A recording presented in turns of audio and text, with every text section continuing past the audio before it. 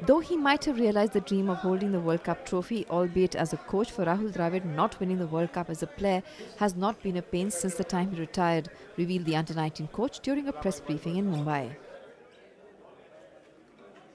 They're very unrelated things, you know. I mean, it's not lifting the World Cup is not a pain for me anymore. I've long since, retired, man. I don't carry around some.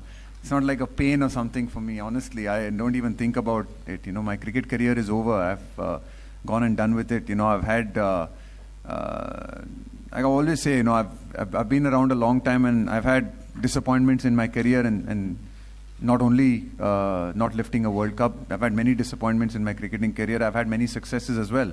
I have no regrets, and so I don't walk around, in some pain or something.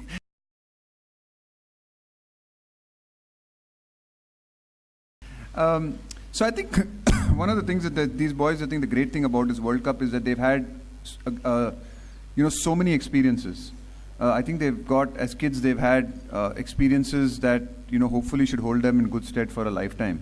The fact of playing in an ICC tournament like it, in a high-pressure tournament, televised games, actually going up to the final and actually playing a high-pressure final. And, some of the boys did comment to me that the final did feel different to them than in some of the other games. And I kind of showed, I don't think we played our number one game in the final. We played it maybe in the semi-finals and the quarterfinals, but, we got the result we needed.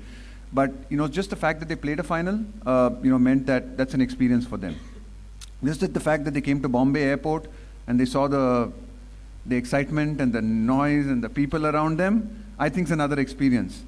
Coming here and fronting up to you guys and seeing this is another experience for them. So I'm glad that they've had the opportunity, to have these experiences, and they've had the chance to have these extra experiences because they won. So that's really, for me, from my point of view, the plus point. But like you rightly said, I think the challenges and the hard work really start from here. We've had a couple of conversations with them about it. It was actually quite interesting for me, while we were in the World Cup, they would show actually the reruns of some of the earlier finals.